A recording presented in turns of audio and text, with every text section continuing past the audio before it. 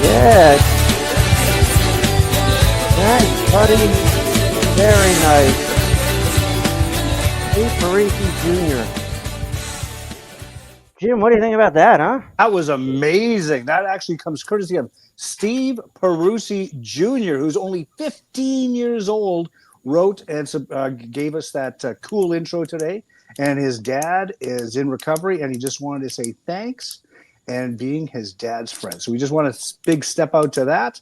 Big shout out. Hey, Trashers, guess what? You've waited 109 episodes for this. Welcome to episode 110. It is Metal versus Medical Recovery Smackdown. Sunday. We representing Clearly Well podcast from the Belle of the South. We have Elizabeth McKeon, the Hammer, and from My Fight Our War, Music and Mayhem and the Wolfpack, Manny the Motor City Madman Vitali. This is a non-disqualification match. This will be a clean podcast. There'll be no spitting, biting, pulling of hair, or hitting below the belt. So this is going to be an awesome time. And now to our main moderator, Timmy the Powder Puff Snyder. I don't appreciate that at all. I'm the Powder Puff. Okay. Hi, everybody. It's me. It's Tim. It's episode 110, and we have a fun show lined up for you. It's playoff time, right? And everybody's dug in. The players, the fans, everybody's nuts. You know, they're passionate about their sport and ultimately their team, their friends. You know, the people they identify with. You know, and I thought. We need to have that kind of same passion, that same vigor when it comes to, you know, spreading the word. You know, I just had another friend pass away, and was it necessary? I mean, no, it never is. So, you know, it's pissing me off a little bit, and you know, it's we need to start taking it seriously. And I think if we do that, we'll, you know, we can turn the tide a little bit here. But yeah, this is we're getting started. We're gonna pump you up a little bit and get moving here, and I think we'll have a fun show. Jim, say something because I'm lost. Help me. Let's get ready to tumble. Things are bad. Everybody knows things are bad. Punks are running wild in the street, and there's nobody anywhere who seems to know what to do, and there's no end to it. I don't know what to do about the depression and the inflation and the Russians and the crime in the street. All I know is that first, you've got to get mad. Yeah. You've got to say, I'm a human being. God damn it. My life has value. So, I want you to get up now. I want all of you to get up out of your chairs. Let's go. I want you to get up right now and go to the window, open it, and stick your head out and yell. Right. Go. Right?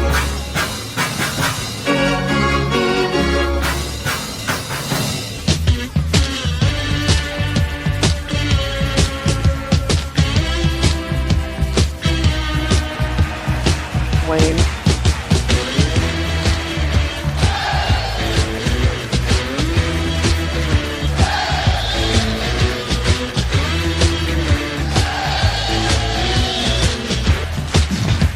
I'm as mad as hell, and I'm not gonna take this anymore! All right. There's our graveyard. We're done.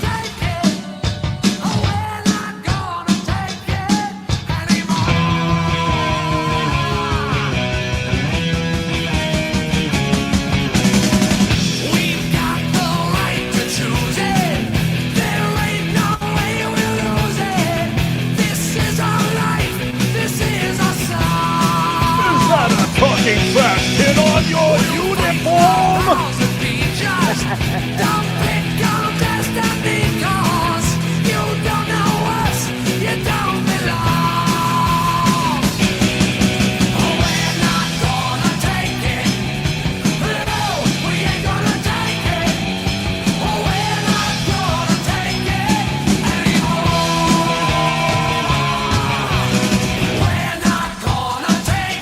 There we go. A little something. Something for your kids at home. Yeah.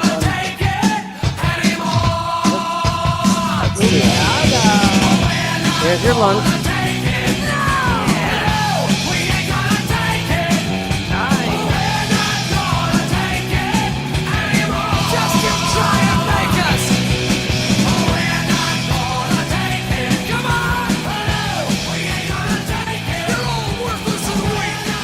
Through the glass. All right, so I don't know if I got my point across. Let's get nuts, right? Or not? Or we'll just. All right. I mean, whatever. You guys do whatever you want to do. I'm personally, I'm gonna recover out loud because I want somebody to hear it, and I want somebody not to overdose and die in their car, as just happened, and it doesn't need to happen. So here we are. Where's our team? Jim Lai. Hi, how are you, buddy? Hey, doing good. Like you were saying, yeah, I'm nuts. But for every nut, there's a bolt, right? Ooh, yes, Yeah. So like everybody's recovery looks different, and whatever works. Like I'm not going to tell you how to do it. I'll just tell you what worked for me. But yeah, good to be here. Looking forward to our two guests coming out of the corner, coming off the top belt. It's going to be hair flying, and look out. Woo! Oh, it's gonna be crazy. You cannot pull hair unless you're Elizabeth. Then you can pull hair. Exactly. So, she's allowed. Then we have Will Douglas. Hi, Will Doug. Doogie. What's up, How are buddy? Voila. We're Voila. Good, What's going on with you? Nothing much. Got my truck back, so Yeehaw. been playing catch up. Yay! No mustard though. Just Yeah, ketchup? don't relish about that too much. Oh, Quack, quack, quack. Yay! Oh. Fun laughing stuff. Yeah. What's going on with you? What's Just we're been having playing trouble catch up from work. That's about it. Wearing myself out. So, but it's a good thing. I'm not complaining. It's a good So problem. what does Will playing catch up from work mean? Mowing a bunch of yards and doing work and just There's there's no everything that I had to put, actual there's no everything I had to catch up put off. involved. All right. Lynn, hi. Welcome to the Hey, program. Hey, Lynn. hey, Welcome Lynn. Oh, to the gee. Oh, gee. program. What? Hi. And Dan Gibson. I don't know you, but hi everyone. How Hi, you doing? Dan. How you doing? So anyway, How you doing? there's Will. So we're gonna we are looking at these playoffs. You know, it's exciting. You know, it's the Stanley Cup Finals, right? And it's either the Oilers and the Stars or the Panthers and the Hurricanes. Those are the four teams left for the Stanley Cup. Florida's got a 3-0 lead in their series, and Edmonton just took a 2-1 lead in their series. So we're all kind of keeping an eye on the playoffs because it's distraction from life sucking and the fact that we're addicts and we do stupid shit. We can do this and not be addicts and do stupid shit. And here we are watching the Stanley Cup playoffs. The Hurricanes and the Panthers. That was a good game. He gets it. It rolls on him. Just He waits a I don't second, know, and man. once It's it lays just flat on the stick blade, it's he just 3-0 throws already it in the right series. up top. In tight like I that, thought it is so Carolina would difficult have for a done defenseman. something different, This is but Aaron I Ekblad. don't know. Anyway, And look we at the got screen in front. I don't another think person to Anderson meet ever here. sees it as more. One more, Puck ahead. and that would Was looking be. for it, kept away from him. I said hi, honey. How are you? I'm What's fine. what's up with you? Well, my truck got fixed today, too. Yeehaw. Yeah, Yo, so it's almost hey. 3 weeks of catching a ride with my coworker, which is a blast because she's in the program and she's a nut. And we work together, so good time, you know. Very On nice. Friday, I got to have lunch with a fellow Facebook sober person. He was in town, so we had lunch, and it was awesome to meet him. I love meeting my sober brothers and sisters that I've met on Facebook or Instagram. And I miss my dog. No, I really do. My heart hurts. I miss him. I'm sorry, sweetheart. It's going to be a process, but he's where he's supposed to be. So, that's Yeah. good. Well, that's good. I mean, listen, he was lucky to have you. That's for sure. So I was he's lucky to have him. When Well- I was trying to get sober, I had a moment of clarity, and it was, who's going to take care of my dogs if I kill myself, you know? Yeah. And I knew I had to be there for them, you know? Right. Yeah. So Well, I'm grateful I got them. yes, I bet you are. So anyway, we got upcoming guests. It looks like this. Next Sunday, Amy S. The following Sunday, Amy. Carol W. Yeah. Girl. I don't know her. I don't know any of I these do. people. This is my team doing the thing. Carol W. Who's that? Who claims her? Me out of Jim. out of Winterpeg. That's me. All right. Robin B. That's me. He's from Wisconsin. Oh, I thought that was a Wisconsin. He's a cheesehead. He's a cheesy. female. I got Okay. it rated it. Yeah, It's right into that camera. That's a And good then thing. you can see Robin B 116, Adam A on the 17 or 117, and Simon Cross is excited. That's right around one of his screen dates. He's gonna be he's excited to come on for that Simon show. says. Yeah, for sure. Simon says so. So yeah, let's see what's happening. We have two guests in the house. It's have we ever done this like a tag team? Never. We haven't, have we? No. No. That's very exciting because we're going to bring our guests in very soon here. What we also are going to do is we're going to read our yearly reflections now before we do that. Alrighty. And Jim, you have something to do with that, right? I believe I do. Okay. Right, Make sure go you're ahead. sitting on that seat, kids. Today's daily reflection for May 25th. Progressive gratitude. Gratitude should go forward rather than backward. And that's from As Bill Sees It, page 29. I am very grateful for that my higher power has given me a second chance to live a worthwhile life. Through Alcoholics Anonymous, I have been restored to sanity. The promises are being fulfilled in my life. I am grateful to be free from the slavery of alcohol. I am grateful for peace of mind and the opportunity to grow. But my gratitude should go forward rather than backward. I cannot stay sober on yesterday's meeting or past 12-step calls. I need to put my gratitude into action today. Our co-founder said, without action, my gratitude is just a pleasant emotion. I need to put it into action by working step 12, by carrying the message, and to practice these principles in all my affairs. I am grateful for the chance to carry the message today. There you There go. you go, kids. Discuss. All right. I wasn't paying attention. Yeah, I what did did think it say? Gratitude. Absolutely. The Great gratitude, job, Jim. the attitude of gratitude. Yeah. Yeah, guys. Yeah, what does this mean to you, Will? Well, Yeah. What about you? Big Well, my shot. gratitude. You talking to me? Yeah. You. you're talking I to said me. Yes, my I'm gratitude. I mean, I'm like talking to you. I am very grateful, but I try to. The best way I can do it is like say if I'm it includes when I'm working. Like I'll do extra stuff for people without them asking. You know, something that people would normally charge for. I'm grateful to have the work. You know what I'm saying? So therefore, I'm grateful to do a little extra. There you go. Something I don't know why it's in my head, but I keep thinking about, and you said it a couple weeks ago, being grateful for the hard things. You know what I mean? A lot of people are like, "Oh shit, this sucks. It's hard." Well, like maybe it's hard for a reason. Maybe It's a lesson.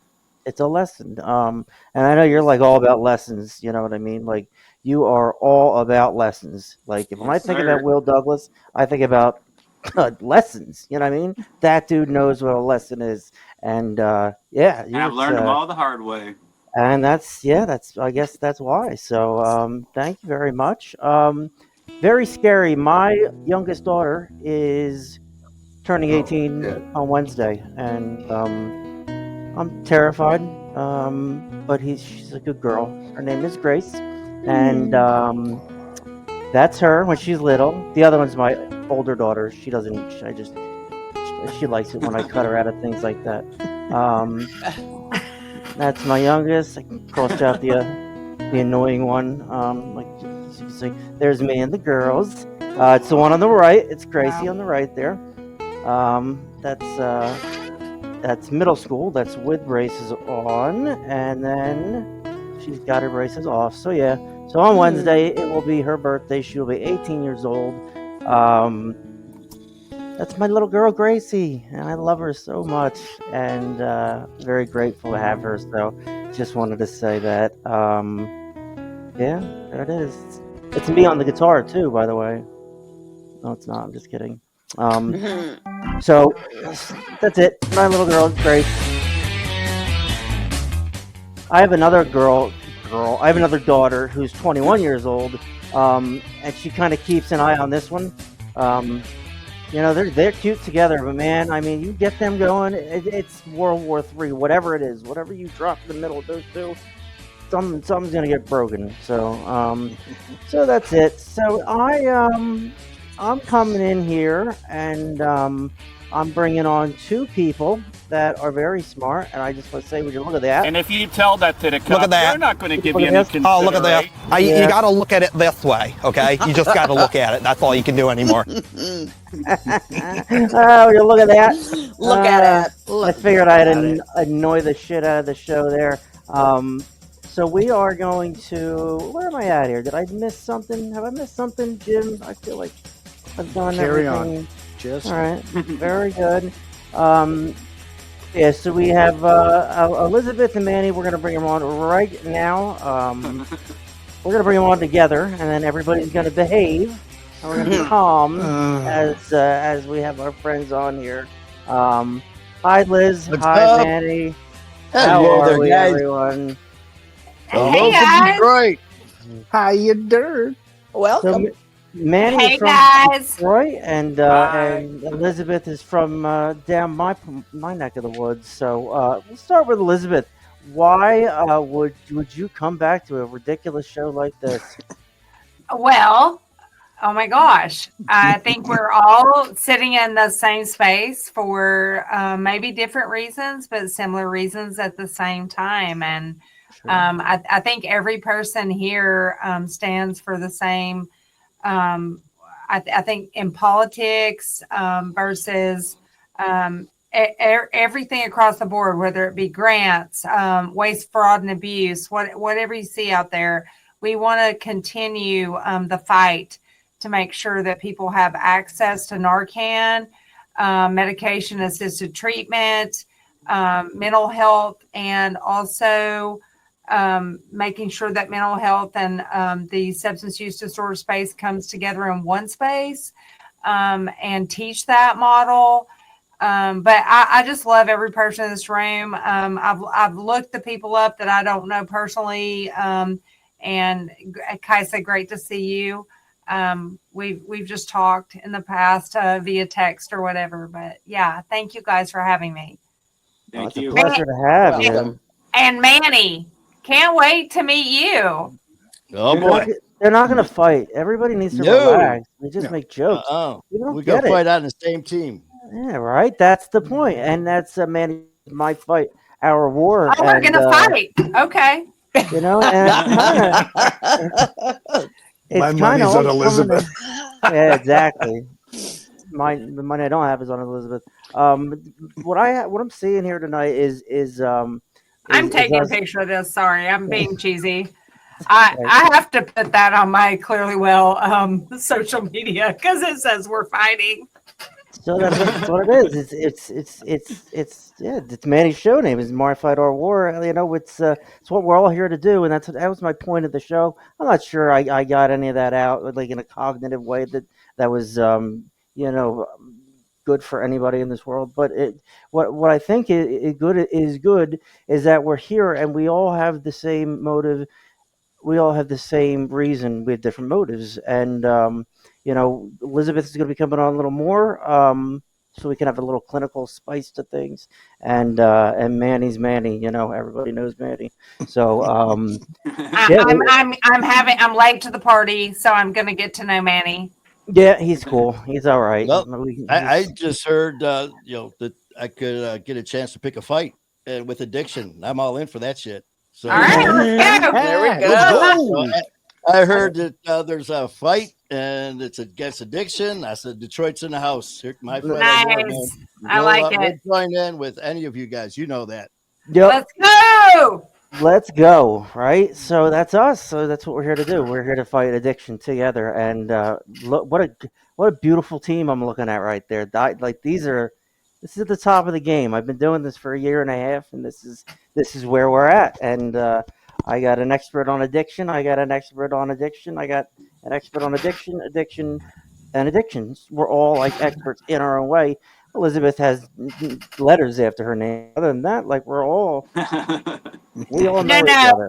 Let's face it. The folks with lived experience and the people in long-term recovery are really the letters. That's the letters. That I don't care, how many letters I have after my name. The people that I work with and the people that I support and including the people in my family and the people in my family that are dead and the friends that I have that are passed. That's their true work. And all I'm trying to do is just make sure that moving forward that we have processes in place that help people get sustainable ways to do things. Because let's face it, guys, a $2,200 injection a month is not sustainable for folks in recovery, for folks coming out of the judicial system. We're super fucked when it comes. Sorry, language. Okay. You're good. I can't believe it was you. Sorry. Go ahead. No. Sorry. That was mine. Oops. Anyway, it's true. Like, right? Like, how is anybody going to afford that, even with the insurance and the copay, to do those injectables, right? So, I don't know. We have a problem. Let's talk about it. That's why we're here.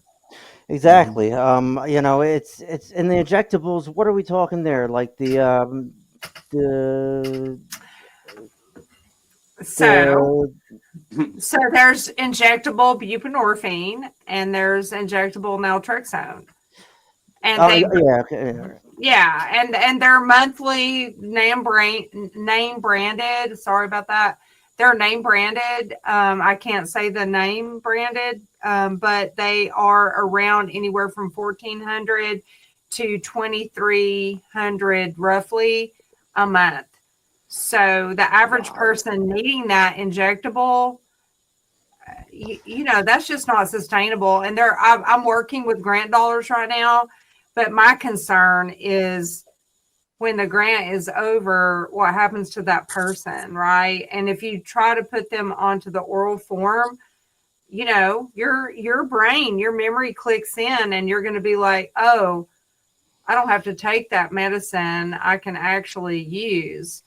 I mean, it just doesn't seem like a sustainable way to approach it. So I would like to see Congress, or, I would like to lobby to get insurance to cover those injectables for at least a year at an affordable cost for someone to get like that recovery period past them. Because I think we know that we know that right at a year. I have a personal family member that used right before her year chip.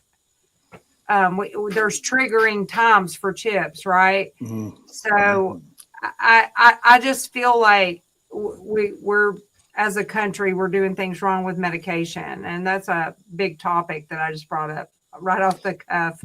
Sorry. Well, I mean, that's part of why we're trying to bring it into the mix here, is because, these solutions, they're not solutions for everybody. Not everybody has what's out there that's needed, and not a lot of people have access or qualify for, drugs that help them stay clean, like the Sublocade shot or whatever it is. It's right. These things are are they only available to the upper class? Is that what it is, or is because there's a whole class of people that need that? I think you're right. I had so I work with the judicial system, and we know that's a system that has failures, and that I don't know where that comes from or how that happens, but with my personal work. I had been working inside the detention center with a female, and of course she gets let out homeless, an expired driver's license, no insurance. Her insurance was expired, and she shows up on our step, and of course we got her a hotel, we got clothing and food, and we did all the things we could do. But this is a perfect example of someone who, how do you treat this person? Because she said, if I don't get something quickly, I will go use. I know that I will. She's begging me. Yeah. And so I did the best that I could to get her some oral medications to help her out. And we did get her into like a female shelter, which those are hard to come by the way, I think everywhere. But this is just like a true example of a real time last week thing that happened. And I'm sure all of you know similar examples of that. And it's just sad because we have a very broken system. Yep. And my heart breaks for that, because you're right. It's classified. You know, there are plenty of people that the family could have picked that up. She had no one. Her family was in South Carolina. She's in Georgia. She had no one. And she's on the street. Yeah. Yeah. Crazy. I came down here and they just gave me health insurance. I'm like, okay, where did I get this from? And but there was a time I was in New Jersey where it was raining. I was knocking on a rehab's door. They're watching tonight right now, actually. And I was outside that place's door in the rain, knocking, saying, I need help. Let me in. They would not let me in. Right. So like, I'm like, what are these rehabs for? What are these? How do we get them? Like, because I got myself so disconnected that I socially put myself down on a level where I wasn't even insurable. Right. I had no insurance. I had nothing. And I desperately needed help, and they turned me away. And I think about that moment, and I think like, how can you turn somebody away when I'm begging for help finally? They want to help you so bad. All these methods like medication assisted treatment and all that, and and when you're there knocking on the door, they're not answering, and that was a scary thing for me. So like, there's ways to go about it, but like, what do you have to do to ensure that you can get what you need and you're plugged in the right way in a recovery first headspace? Yeah, and unfortunately, we have like the most broken system when it comes to that process.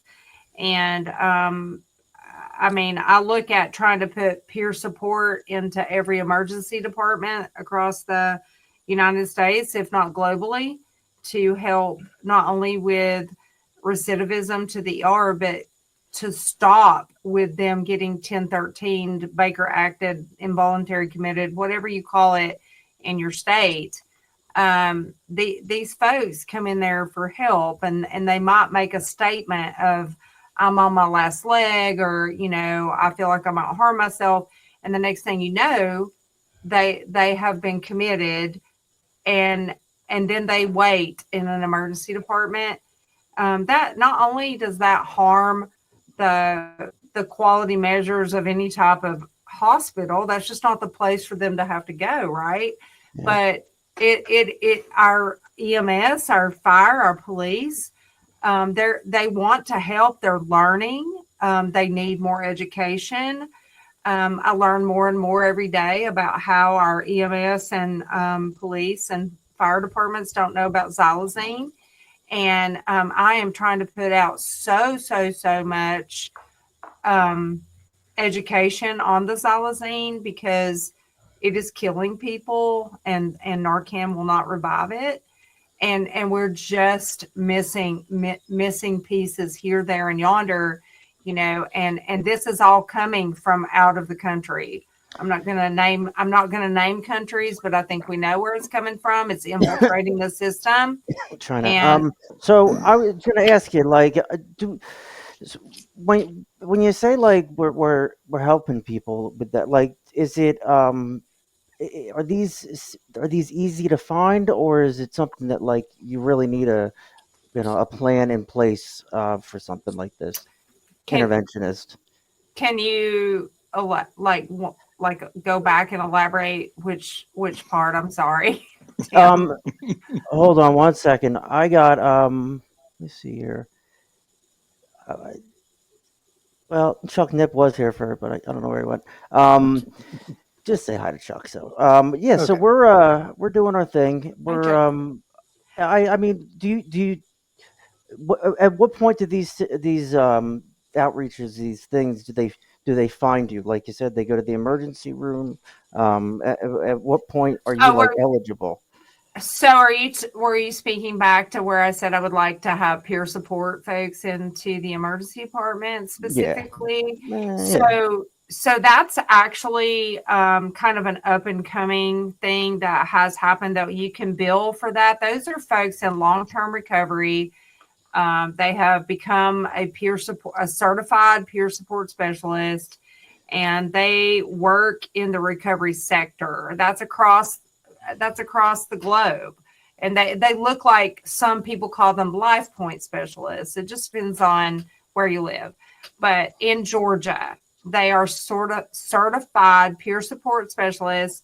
They are given jobs. They make a pretty decent like salary, and they work to help people in accountability to stay sober, give programs, work a system to and give them access to second chance employers.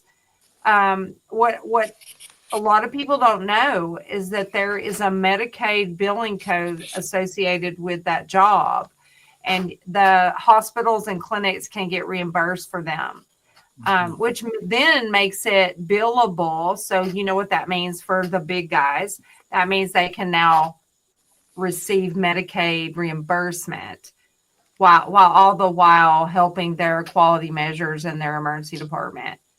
And also in detention centers, same. They can bill from there as well. Interesting. All right.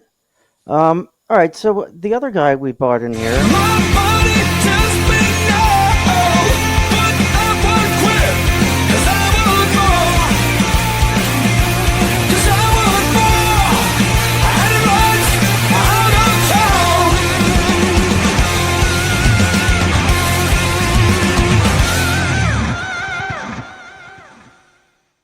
So Manny Vitale, what's going on?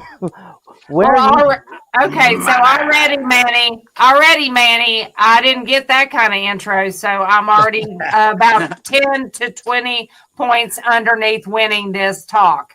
So yeah, so let's He's go. gonna come off the top belt, Benny. Look The out. only thing we keep track of is Kaisa's yawns. We don't really keep score of anything else. But yeah, okay. But yeah, so Manny, hi buddy, how you doing? Welcome to the program. Great, man. You know I love you guys. Any chance I get to come on your show, I'm in. And I definitely want to give a huge shout out to Tim. That not only that intro that you just saw, but the My Flat Our War intro was done by yours truly, Tim Snyder. Hey, And it was just an incredible. I made a call, a text, and literally within minutes, he's like, "I got you," and it was done. So, Tim, thank you so much, man. Dude, that's my job. And Elizabeth, you know what? They got this thing rigged because one of us has a face for TV, one has a face for radio, and I think you know which one I have a face for. So, Elizabeth is already up another point. So, There you go. Well, I mean, I put it on the thing, Beauty versus the Beast or something like that. I don't know what exactly it was. Yeah, I guess I took that part out. Yeah, we're just animals. Whatever, Tim.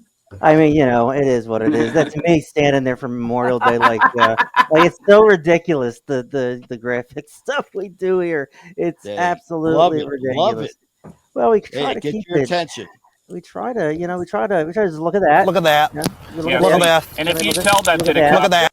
We're going to be incorporating that into the show over the next 2 weeks. It's going to be ridiculous. So yeah, that's it. So Manny he's from Detroit. That's in Michigan, and he is like Manny. How many podcasts do you have right now at current? Feels like you have a lot. Well, we've got My Fighter War, which is the ultimate. That's the one I started Yep. 2 years ago.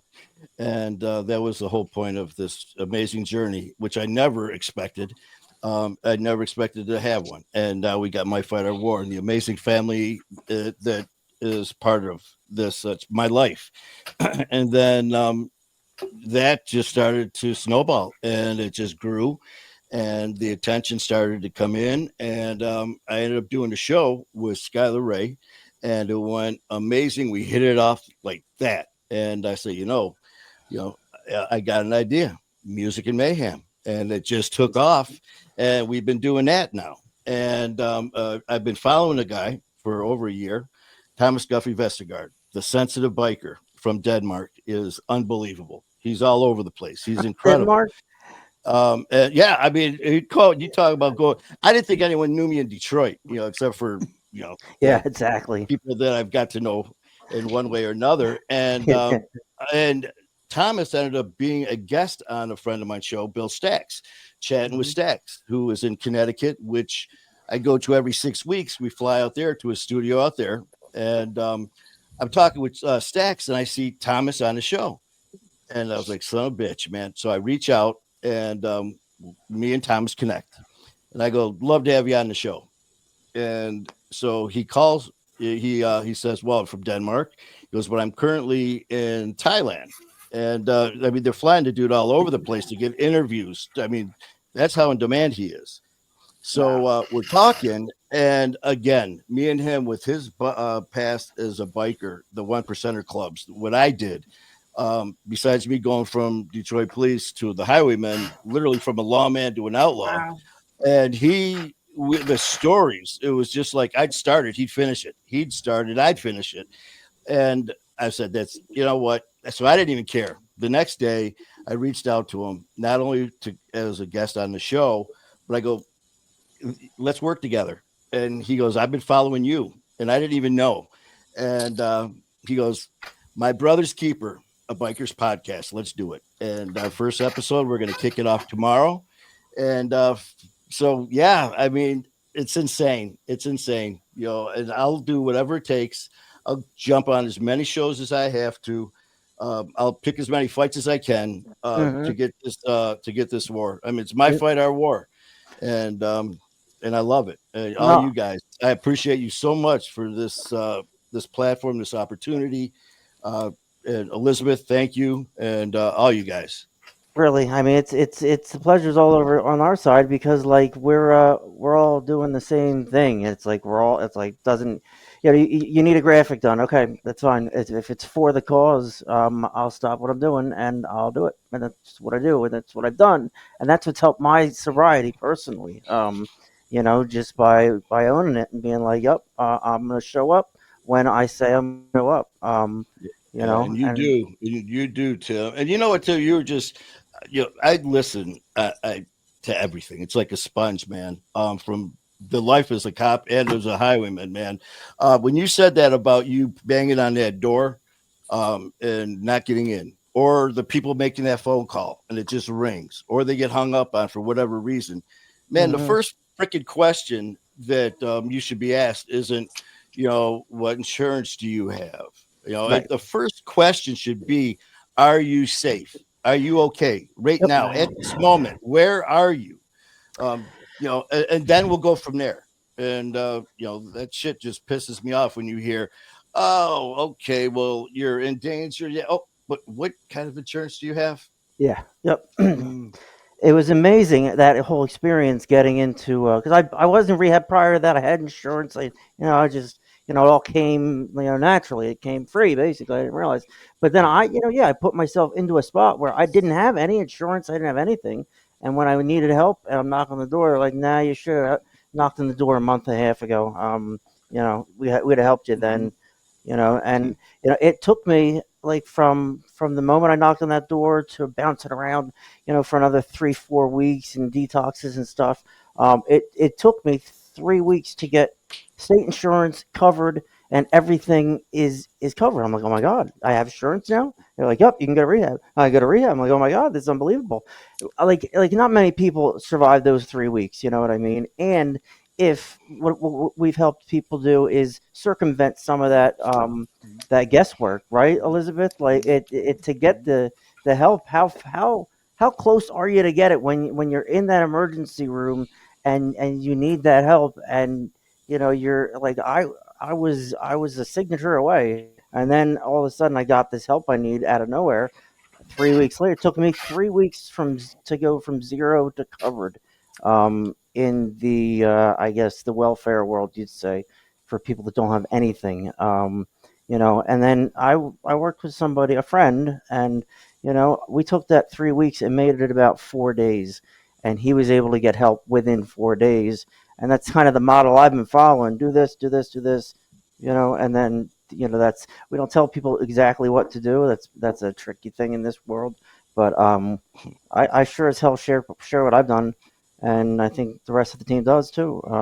What's worked for us is important because it's not it doesn't there's no one size fits all. We say it all the time. So we have 6 people here. Um, one is a clinical person. One is a scary biker gentleman guy who's good on the podcast.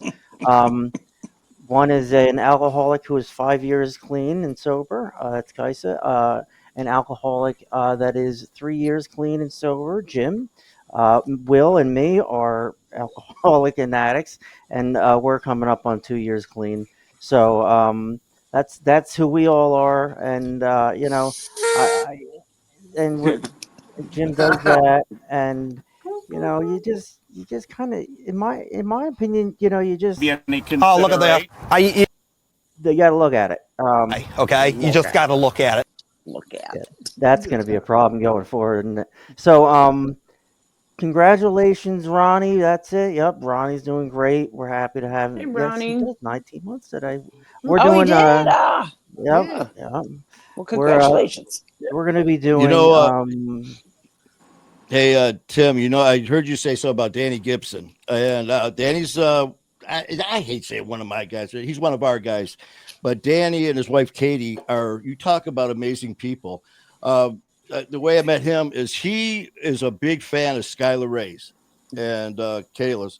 And Skylar and Kayla were doing a show somewhere. I can't remember the details, but they were somewhere doing a show in some state. They were leaving the event and ended up having car trouble and broke down. They were safe. They were in a safe area, town, and they decided, instead of bitching and crying about it, they went live and they said, you know what, it is what it is. So we're going to share this moment, and we're okay and all that. Danny and Katie were watching, and they said, you know what, we're going to help you. And they drove 9 hours to help Skylar and Kayla one way. Drove them to get them, like there was either a part or whatever they needed. Drove 9 hours just Wow. like that Wow. to help someone in need. Here you got someone knocking on the door. Oh, I'm sorry, we can't open it. You've got someone, oh, you don't have the right insurance. Here, you reach out to an addict, someone in recovery. I'm going to drive 9 hours. And that's who Danny Gibson is, and his Yep. wife, Katie. Yep. So Exactly. Wow. love you, brother. And and Right. we're lucky in recovery because it kind of brings us all together. You know what I mean? Like the 6 of us are 6 totally different people, totally different worlds, and we're all the same. We're nobody's better than anybody else. I was a bad choice away from being dead several times. We all were, and it's just here we all are on a show. With people watching. There's people in a rehab right now. They're all sitting around a TV and they're all watching. They're talking with each other, and they're seeing that recovery can be fun and can be worth it. And we had a guy last week say that he was grateful for us because he showed us a side of we showed him a side of recovery that looked appetizing to him. Until then, he didn't see anything that looked interesting, not good. But he ran into us, and we're just talking on a podcast, and that's awesome. So this talking in the rehabs and all that's been great. So we're so we have there's 6 of us here.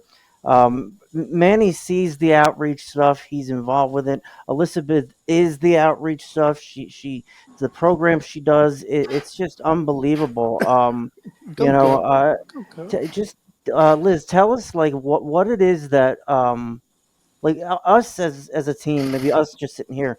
What should we be doing as far as prepare? I mean, like you get your Narcan, all that stuff, but like, wh- I mean, things need to change, and I can hear it in your voice. Like you're at a point where you know I know you see it's a problem, and there's always this fine line between the system's working okay for people, and then you don't qualify because you don't meet these criteria.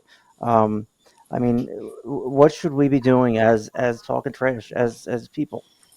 I think it's so hard for me to prioritize because I just came back from a big reverse site visit from the government, and I had a doctor speaking on everything about fentanyl, right? And he said, "Oh, heroin has made a comeback." And I was kind of like, "Oh, okay, well, I guess that's good." But what's going on, right? And I mean, because is it good? You know, I think as a clinician, I would say like that's better than. So I think about risk reduction. But then I got the microphone and I said, "What are you guys seeing with xylazine?" He didn't know what I was talking about, and he's the specialist. I was kind of like, and I'm not going to say who he is or where he comes from or anything like that, but I stood up in that moment and said, "We have xylazine infiltrating everything in the pollution of the drug stream. And do you not know that that is tamping down their respirations? And we have a problem." And he said, "I'm sorry, does anybody else know what she's talking about?" And so everyone in the room started weighing in, and I was thankful. I was thankful that folks in recovery, because we had a lot of peer support specialists in the room, people in long-term recovery, that stood up and said, "Do you know about Kensington? Do you know about this?" People were standing up and talking, and it really made an impact. I felt very proud to be the person that brought it up. And for that doctor to be so warm and welcome to have knowledge. He said, "I can't believe I don't know this. Can you guys email me?" He gave his cell phone number, his email. Like there's a reason that people don't know about it, that are on a higher level. And that's scary. And I'm going to say it out loud. It's scary when So our doctors, EMS, police, they don't know about xylazine.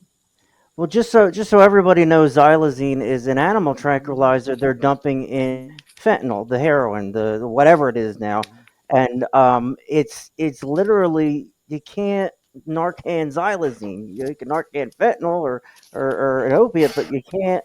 This is a whole nother thing that's not working. So Narcan's not working. So they're putting. And if I'm a parent right now and I'm thinking like xylazine, fentanyl, who's spiking what with what? Like it's confusing. And first it was fentanyl. Oh, now it was fentanyl. Okay. Oh, the pills are pressed. Okay.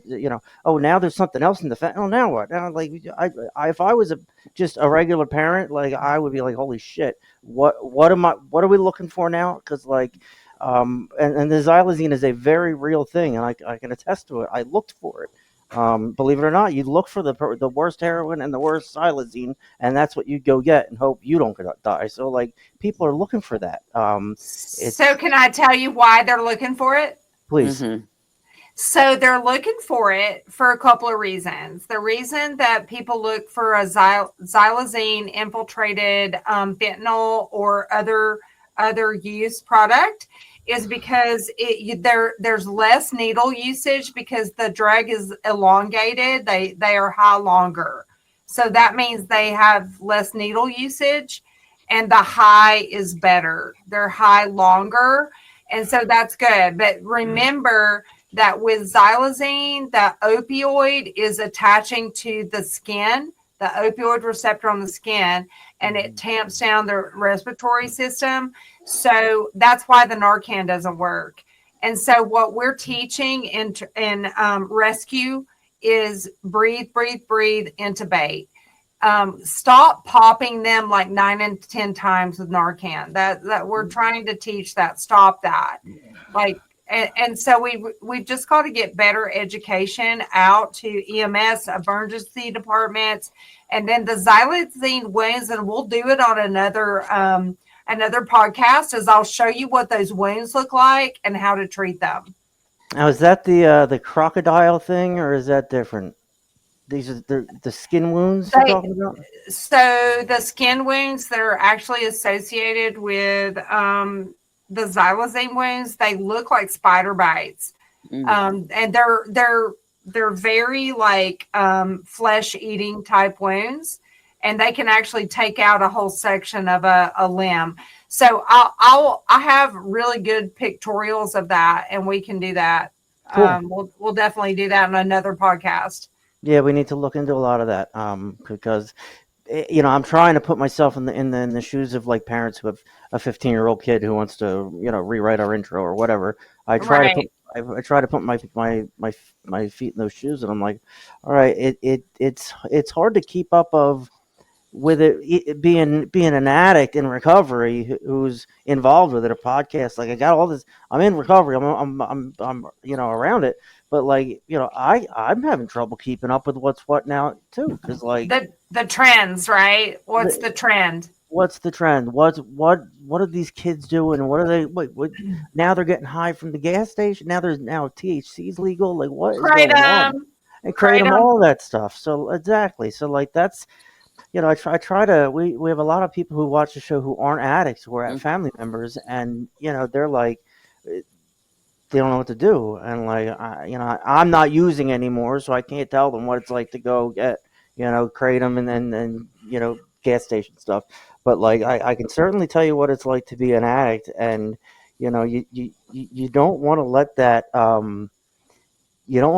beast out because like.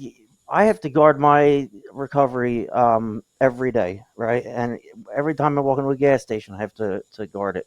But I wear it on my sleeve because I want people to know that I am in recovery, and it's hard. It's an everyday thing, and a lot of it's it is mental health. But we have to, everything's changing, and to keep up with what drug is being spiked into what is frustrating to both parent, user, family member, everybody. Nobody knows what's what, and it's hard. Elizabeth, hey Tim, I got something for you here. There it is. My admin OG is a RN, and Elizabeth, everything that you were just saying. Can you guys see that? Yeah. Yeah, that's it. I mean, everything you've been saying. OG, my admin is RN. She worked and ran ORs in the areas where when I was working as a cop in Detroit, she ran the ORs and the ERs. So everything you're saying, Elizabeth, as far as this stuff, she's just sitting there breaking it down for me and showing me exactly what you're saying. So nice. OG has never had an issue with drugs or with anything. Like Tim was just saying, she can't tell anybody anything as an experience as an addict. Right. I can. But her as a nurse can break down everything that you just said in layman's terms for people. So it's such a win-win for us. Right. Yeah, it is. Yeah. That's so good. Thanks, Manny. Oh, so no, thank you. Between Manny and Elizabeth, you guys have such an outrage. Well, all three of us do. Oh, we all do. We all have an outrage. All of us. And we have a common goal, and like, would we know each other or listen to each other or probably not? It's just life. It's just how it is. We're all different. But here we are. We all have this same thing going on. We're all just trying to get the message out because we've been burnt. We felt the pain. It sucks, and there's a you don't really have to. There's a ways around this thing. Um, so Liz, what are you doing primarily now as far as like where you're at with like your daily, I don't know, recovery job thing go? So that's crazy, Tim. But so primarily, what I do right now is I am an executive director of a recovery community organization called Unite Raven. We are located in Raven County, Georgia. A recovery community organization. I am not a person in long-term recovery, by the way. I just always say that. She's But one of the good ones, though. She's one of the good non ones. but I have a lot of family that are, and with that said, I'm helping direct that organization. With that said, I work inside the detention centers across the state to put peers inside detention centers to help kind of offset. There's just a broken system there. People check into jail. Yeah. They don't get any type of mental health assessment or find out what medications they're on or what substances they're using, so that they might go into withdrawal and die. And so I am teaching a detention officer alcohol and opioid withdrawal scale to officers to help folks not die from withdrawal inside detention centers. And I'm hoping to take this like global. That's like a big thing of mine. I know that's a huge goal, but I have been able to get that kind of going in Georgia. I was actually a presenter at Washington, D.C. in March for the reverse site visit for Medicare and Medicaid to teach that model. And I have badge cards. I wish I had one to show y'all. I'll have it next time. That go on the officers' badges so that they can look down at it and score that score out for alcohol and opioid withdrawal, to know what they see when they see it and help deaths not happen. I'm doing that. I'm trying to teach peer support inside emergency rooms. I'm trying to do just more education in general across the globe. The podcast, I just do a whole bunch of stuff with the podcast. I just did Slash from Velvet Revolver on the Short Sash. Gave a shout out to him. Fall the Pieces. Everybody loves that song. It's a trigger for some, not a trigger for me. But just the podcast is people bringing mental health and recovery together, and that's kind of what I'm doing. And I'm learning more and more about how to bring mental health and addiction into one space. Well, it is Mental Health Awareness Month, and it's been a heavy month. A lot going on, really. Yeah. So I'll share clearly now because I experienced it and I like it. I enjoyed it. The past I don't know, since May 1st, I've been doing the ketamine therapy. I've gone 4 times now, and I have 2 more sessions left. Oh And my gosh, that's amazing. it is the craziest shit I have ever experienced. I'm so glad I'm doing it. We'll get into it later, but I wasn't even going to talk about it if it didn't do anything, or if it had like if it was something that wouldn't be good for addicts or whatever. It's nothing like that. It was fantastic. It was on my topic for today, and I didn't even talk about it. Oh my gosh! Next time, guys, Kaisa, I want to hear what you think. So yeah, I announced it at the hour mark of the episode. All right, see everybody. Have a good one. I'm out of here now. My team doesn't. I just listen. I tread lightly with all this stuff, and it's been unbelievable. It's like I don't know. It's like taking mushrooms and meeting God. I don't know. It's like that whole thing. Like it's not like it's not like it's not sedative. It's not it's not sedative. It's like it's crazy. It's everybody should do it. I'm gonna get my dad to do it. Wow. It's an amazing thing. You're all beautiful people. You're all wonderful. Everybody is great. Everybody, I love every one of you. You all do such a great job.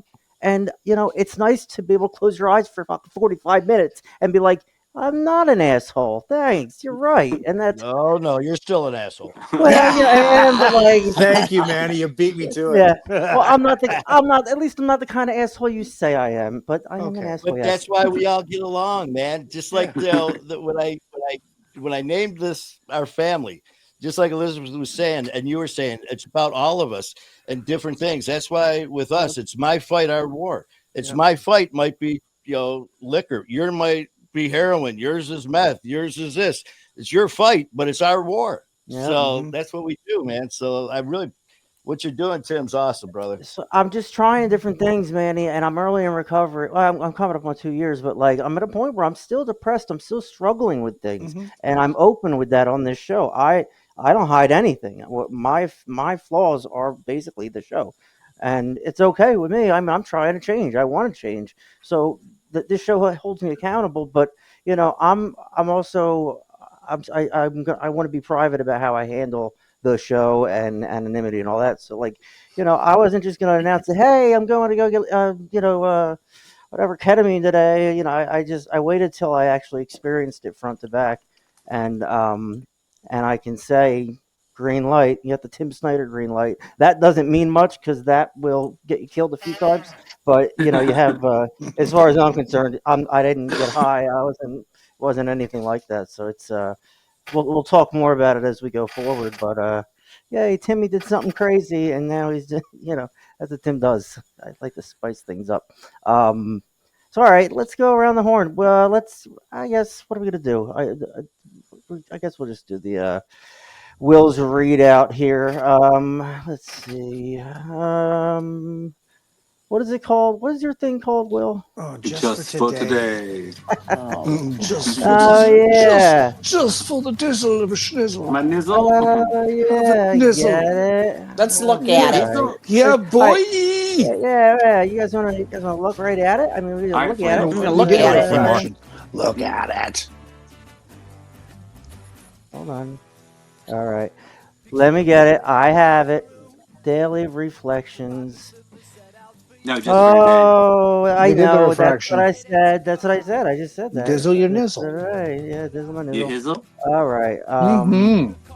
Well, you Oh, you yeah. need me Just for this. today. That's right. Good All and bad right. feelings. Yep. A lot There you happens are. in one day, both negative and positive. If we do not take time to appreciate both, perhaps we will miss something that will help us grow. Most of us seem to unconsciously judge what happens in our lives each day as good or bad, success or failure. We tend to feel happy about the good and angry, frustrated, or guilty about the bad. Good and bad feelings, though, often have little to do with what's truly good or bad for us. We may learn more from our failures than our success, especially if failure has come from taking a risk. Attaching value judgment to our emotional reactions ties us to our old ways of thinking. We can change the way we think about the incidents of everyday life, viewing them as opportunities for growth, not as good or bad. We can Oh. search for lessons rather than assigning value. When we do this, we learn something from each day. Our daily 10th step is an excellent tool for evaluating the day's event and learning from both success and failure. Just for today, I am offered an opportunity to apply the principles of recovery so that I will learn and grow. When I learn from life's events, I succeed. Well, Amen. isn't that is right up your alley, huh? Yes, Kid? sir. That's right a gooder. All right. We left with Kaisa had 2 yawns. That was it. I'm impressed. I mean, Mm-hmm. Thank you, Ooh. Kaisa. Thank you for 2 yawns. and Thanks, Elizabeth. our 2 friends, Manny. Manny and Money. Elizabeth. Thanks for coming on, guys. We love you. And we'll just keep fighting the good fight together. Yes. Oh, yeah. That's what we do. Keep All right, coming everyone. back. Worse if you work it. I get no